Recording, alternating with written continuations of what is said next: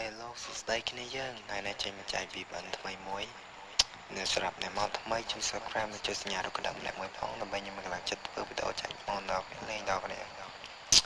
ស្រាប់ម៉ូតនេះវិញគឺប្រភេទម៉ូតបាញ់កោះចូលក្បាលពីបាននិយាយក៏ច្រឡំទៀតណាស់គ្នាមកខ្ញុំឈឺកខ្ញុំនិយាយស្អីច្បាស់ទេណាគ្នាជួយជាស្រែបភេទម៉ូតនេះគឺភេទម៉ូតបាញ់កោះចូលក្បាលផុតប្រើវីប៉ុនអត់ប្រើអ៊ីសាញទេទាំងអស់កម្មវិធី setting យើងហើយនឹង file យើងមកហើយស្រាប់ file នៅក្នុង comment ណាអ្នកនឹងចុចទៅចន់ channel Telegram ខ្ញុំម្នាក់មួយផងចូល channel Telegram ខ្ញុំអ្នកគ្នាឃើញ file ហើយប្រភេទមកអត់បានហើយគេចាប់អត់បាននេះវាបាញ់ពេលខ្លះវាបាញ់កចូលខ្លួនតាម VPN ចឹងដែរទេ VPN យើងកន្លែងខ្លះ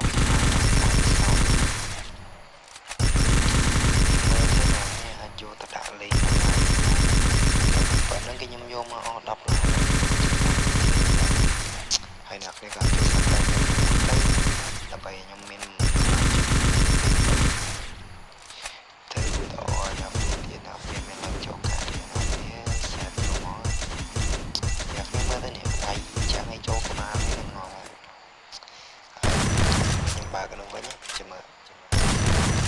នេះគឺវាបាញ់កោ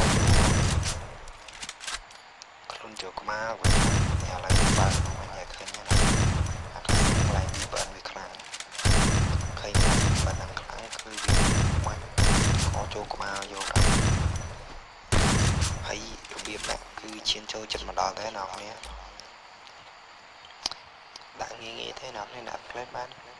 ឥឡូវយើងចូលរបៀបដាក់នេះអ្នកនេះឃើញអា file ហ្នឹងហើយអ្នកគ្នាគាត់ណាដំពី channel Telegram ខ្ញុំមកទៅវាចូលនេះហើយអ្នកគ្នាចុចផាវាមកតើចុចផាអ្នកគ្នាចេញមកវិញមកចេញមកឲ្យចូល setting យើងមក setting iPhone យើងអ្នកប្រើ iPhone គេដឹងទេ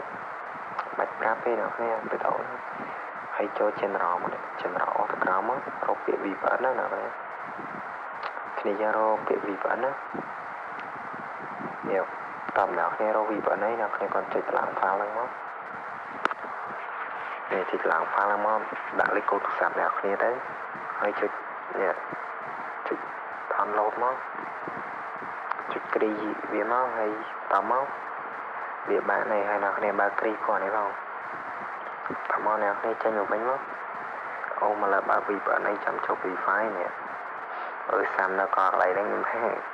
អូមកបើ VPN ដៃខ្ញុំទៅប៉ះយន្តហោះហើយណាសាំជិះទៅឥឡូវនេះឥឡូវខ្ញុំបើ VPN ហ្នឹងហើយអ្នកគ្នាមិនធ្វើច្រើនទេចូលទៅ Wi-Fi ទៅបាញ់គឺវាចូលក្បាលលុយខ្លួន